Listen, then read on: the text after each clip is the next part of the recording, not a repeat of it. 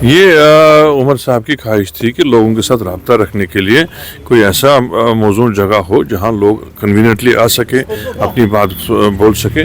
तो इस जगह का हमने दोबारा जो है इंतखाब किया। ये कन्वीनियंट है लोगों को आने के लिए, लोग आसानी से अंदर आ सकते हैं। यहाँ फुल फ्लेश अफसरान भी बैठेंगे, हम लोग भी बैठेंगे, उनके जो पॉलिटिकल सेक्रेटरी हैं मुदस्सिर शामिरी साहब वो भी बैठेंगे, ताकि एक हमने इसका पहले होता था एक CM's रिहर्सल या ग्रीवेंस सेल होती थी, तो हमने वो को अब तब्दील करके एक ऐसा निज़ाम बनाया है कि ये सिर्फ ग्रीवेंस की हद तक ना रहे, इसका रिहर्सल भी हो। तो इस दफ्तर को भी हम सोचते हैं कि इसका जैसे ये CM's पब्लिक रिलेशन कम आउटरीच सेल की तरह काम करे, ताकि लोगों की जो यहाँ मुश्किलात हो उनकी सुनवाई भी हो और उनका अजाला भी हो सके। तो ये क्या टाइमिंग क्या रहेगी, क्योंकि आमतौर से फिर बाद में बताया जाता है कि नहीं वहाँ पर जी छोड़ा नहीं जाता है, तो क्या टाइमिंग रहेगी? ये फुल ऑफिस आवर्स में ऑफिस बिल्कुल फंक्शनल रहेगा। जिस दिन उमर साहब का यहाँ प्रोग्राम रहेगा उसको भी हम नोटिफाई करेंगे। बाकी जितने हम साथी हैं हम सब यहाँ जो है एक रोस्टर के लिहाज से यहाँ बैठे रहेंगे। तो ऑफिसर तो बैठेंगे CM का कब यहाँ पर बैठना होगा? वो भी जो उनकी जो हम देखेंगे जब वो अवेलेबल हो, कोई एक पूरा कैलेंडर के हिसाब से हम नोटिफाई करेंगे। तो दिन भर ये चलता रहेगा यहाँ पर? ऑफिस तो फंक्शनल रहेगा। तो तमाम जो ग्रीवेंसेस है वो यहाँ पर आकर लोग डाल सकते हैं? जरूरी नहीं है ग्रीवेंस ही हो, कभी आए भी, कभी आए, कोई राब्ता भी करें, कोई अपनी सजेशन भी दें, हुकूमत उनकी अपनी है, वो अपने सुझाव भी दें, अपनी जो एडवाइस दे उस पर भी हम चलें।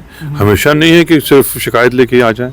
क्योंकि आप पॉलिटिकल एडवाइज़र भी है, मैं जानना चाहूँगा आपसे, कल काफ़ी ज़्यादा जो उमर साहब ने यहाँ पर पावर को रिलेटेड बातें कही, उसमें कहा कि जो इंडस वाटर ट्रीटी है वो हर्डल्स क्रिएट कर रहा है between Jammu Kashmir and the other states. उन्होंने क्या कहा और जो आप बोल रहे हैं उसमें बहुत फ़र्क है, और जो यहाँ की हमारी जो मुखालिफ पार्टियाँ हैं जो उनके जहन की बात है वो अलग है। उमर साहब ने कोई नई बात नहीं की। शेर कश्मीर के टाइम से हमने ये कहा है कि दो मुल्कों के दरमियान एक ट्रीटी हुई, हमें उस पर कोई एतराज़ नहीं। इन्होंने किया क्योंकि दो मुल्कों के दरमियान मुआहदे होते रहते हैं, वो हुए। उसमें जो हमारे जो इंडस वाटर ट्रीटी का जो हम पे असर हुआ उसको हमने हमेशा ये कहा है कि इसको हमको कंपनसेट करिए, चाहे हमें एक्स्ट्रा पावर दे के कीजिए, चाहे हमें पावर प्रोजेक्ट दे दीजिए, किसी तरह से हमें कंपनसेट कीजिए, क्योंकि हमारे पास सिर्फ यही आबी वसाइल हैं। इसको कंपनसेट करने की बात की।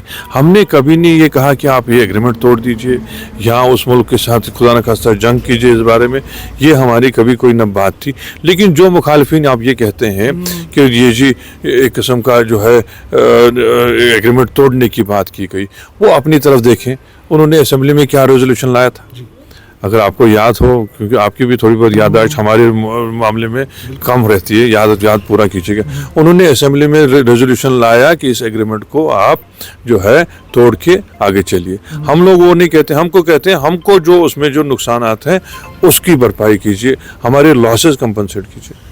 तो एक आखिरी सवाल, बुलडोज़र पॉलिसी को सुप्रीम कोर्ट ने आप इलीगल ठहराया है, उसमें क्या कहेंगे आप? किसी भी जमहूरी निज़ाम में और इंसानियत के दायरे में ये जायज़ नहीं था, पहले भी नहीं था, अब तो सुप्रीम कोर्ट ने जो कहा और भी उस पर मोहर लग गई। किसी की अगर गलती हो, गलती के लिए सज़ा इस किस्म की होनी चाहिए कि गलती सुधारें, ये नहीं कि वो आप उसका पूरा घर बार ही उजाड़ दें। बहुत शुक्रिया।